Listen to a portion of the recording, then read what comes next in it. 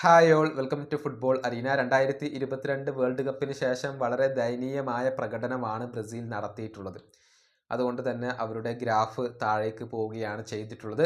അർജന്റീനയോടൊക്കെ വലിയ ഒരു തോൽവി ബ്രസീലിന് ഏറ്റുവാങ്ങേണ്ടി വന്നിരുന്നു. പക്ഷേ ഇപ്പോൾ ഒരു പ്രതീക്ഷ ആരാധകർക്ക് ജനിച്ചിട്ടുണ്ട്. കാർലോ ആഞ്ചലോട്ടിയെ പുതിയ പരിശീലകനായിക്കൊണ്ട് ബ്രസീൽ നിയമിക്കുകയും ചെയ്തിട്ടുണ്ട്. ഏതായാലും അടുത്ത വേൾഡ് കപ്പിലെ ഫേവറേറ്റുകൾ ബ്രസീലാണോ?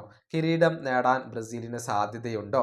അത്തരത്തിലുള്ള വിലയിരുത്തലുകൾ ബ്രസീലിന്റെ ഇതിഹാസങ്ങളായ റൊമാരിയോയും റൊണാൾഡോ നസാരിയോയും നടത്തിയിട്ടുണ്ട്. രണ്ടുപേർക്കും വ്യത്യസ്ത അഭിപ്രായങ്ങളാണ് ഉള്ളത്. റൊണാൾഡോ നസാരിയോയുടെ വാക്കുകൾ ഇങ്ങനെയാണ്: 8 മത്സരങ്ങളുടെ വെല്ലുവിളിയാണ് വേൾഡ് കപ്പിൽ അതിജീവിക്കേണ്ടത്. ഫൈനലിൽ എത്തുക എന്നുള്ളത് അസാധ്യമായ കാര്യമൊന്നുമല്ല. നമ്മൾ ഓരോ മത്സരം വിജയിക്കുമ്പോഴും നമുക്ക് ആത്മവിശ്വാസം വർദ്ധിക്കും.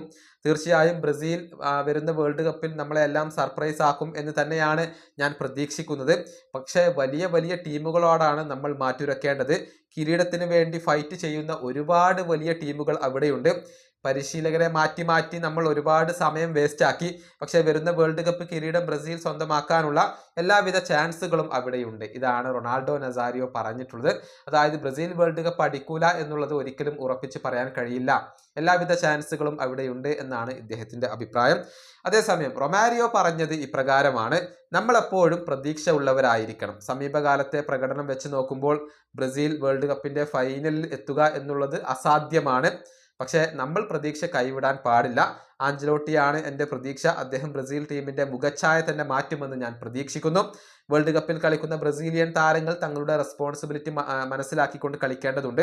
ഫൈനലിൽ എത്താനുള്ള സാധ്യതകൾ നമുക്കുണ്ട്, പക്ഷെ അതിന് മാറ്റം അനിവാര്യമാണ്. ഇതാണ് റൊമാരിയോ പറഞ്ഞിട്ടുള്ളത്. അതായത് ഇതുപോലെ മുന്നോട്ട് പോവുകയാണെങ്കിൽ ബ്രസീൽ ഫൈനലിൽ എത്തില്ല, മറിച്ച് മാറ്റം സംഭവിക്കണം. കാർലോ ആഞ്ചലോട്ടി ടീമിനെ നല്ല രൂപത്തിൽ മാറ്റിയെടുക്കണം. എന്നാൽ മാത്രമാണ് ബ്രസീലിന് ഫൈനലിൽ എത്താൻ സാധിക്കുക എന്നൊക്കെയാണ് റൊമാരിയോ പറഞ്ഞിട്ടുള്ളത്.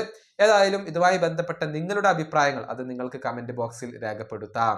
ഈ വീഡിയോ അവസാനിപ്പിക്കുന്നു. അടുത്തൊരു വീണ്ടും കാണാം.